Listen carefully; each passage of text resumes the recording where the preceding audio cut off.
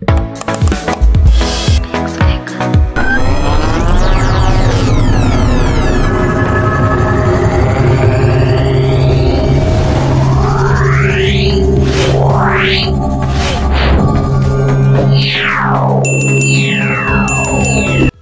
magandang umaga, tanghali, hapon o anumang oras kayo dyan nanood po sa aking short video. Thank you din sa Diyos naman na tayo'y binigyan ng panahon, nagpreserbar siya sa atin. So thank you Lord. At sa mga subscriber, thank you so much. Please subscribe my channel and share to my friends. Variador. Hit the bell button para update tayo sa new video natin pong i-upload.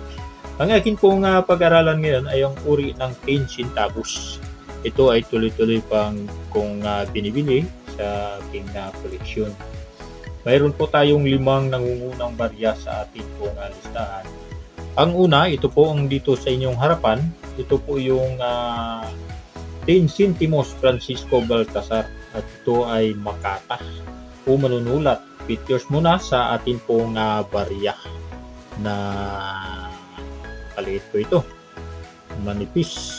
So yan po ang ating pong barya, Francisco Baltasar. Ating pong puti kalaman lang. Year ng barya natin ay gawa ito sa 1967-1974. Composition: nickel brass 70%, copper 18%, zinc and 12% nickel. So ang weight nito na pagagaan is 2 grams. Diameter 17.85 mm. Thickness 1.15 mm. Ganun po yung pera natin. Napakagaan at saka napakanipis ang thickness niya. So itong pera natin na demonetize na ito January 2, 1998. So kaya yan lang, no? Obverse, coat of arms of the Philippines. Yung obverse niya, tingnan natin, napakaliit. Yan po, coat of arms of the Philippines.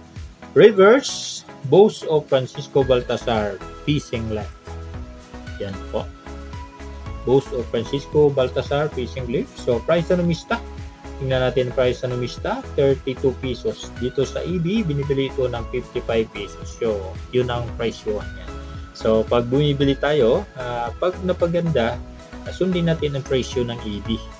Pag malinis pa talaga, hindi katulad nito, ano na lang to good na lang tong pirang collection ko. So nabili ko lang to ng taga 30 pesos. So sundin natin ang EB pag maganda yung hawak mo dyan. So tungo tayo sa pangalawang barya na atin pong pag-aralan. So ang pangalawang barya, ito medyo mapula-pula. Ito po ay 10 centavos. Yan po, 10 centavos po ito. Ang ito ay copper plated steel na ginawa mula noong 1995-2017. So kamakailan lang 2017 yung ano niya, denomination. So weight nito is 25 grams.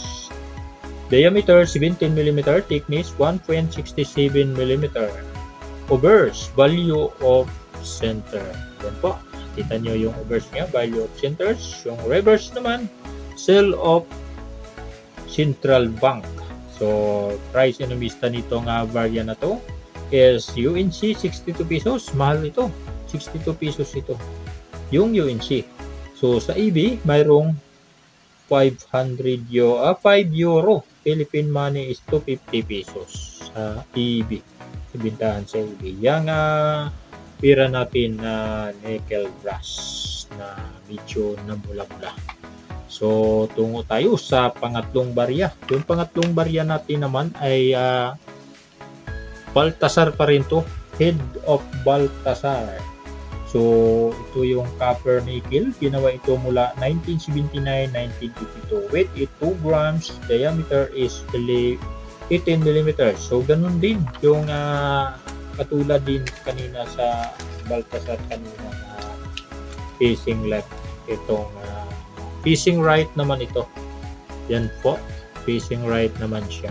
So thickness niya is 1.1 mm. Sheer crown, obverse, central bank with circle with logo circle. Yan po, Central Bank with logo circle. Makita ko na yan logo na yan sa 25 centavos doon.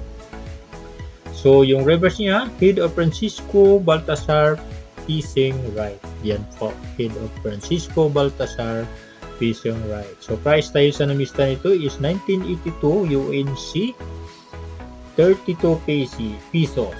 Ang binibili natin nito ay ang prop. So, prop ang binibili natin. So, marami na akong stock nito. So, tungo tayo sa pang-apat na barya.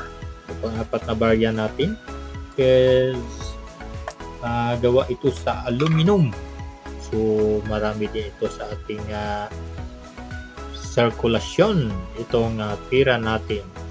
Pigmia Pandaka. So, yun, Pigmia Pandaka, ito yung ginawa mula 1983-1994. Composition nito is aluminum. Weight is 1.5 grams. So, yan ang pera natin, 1.5 grams. Diameter is 19 mm. Thickness, 2.3 mm. Shape is round also. Obverse, Bus of Francisco Baltasar facing left. Yan naman, facing left naman siya. Pero ang pagagaan nito, aluminum na po ito. Reverse, Philippine Gubi facing left. Ayan, facing left din yung Gubi. Yung Gubi. So, price sa namista, UNC 85. So, mahal ito. Ang mahal nito is 1983. Kasi, ano siya, error siya 1983. So, sa EB naman ay 168 pesos binibili. 1983 din. At saka prop. So, 1.5% lang ang gawa at ang error 1983. So, kunti lang pala to. So, hanapin din itong pera na to. So, yung aluminum pigmia. So, tungo tayo sa pang-lima sa atin pong listahan. Itong barya naman ito ay ang USPI.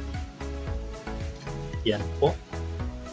USPI, napakalit kasi hirap bawakan. Yan, USPI.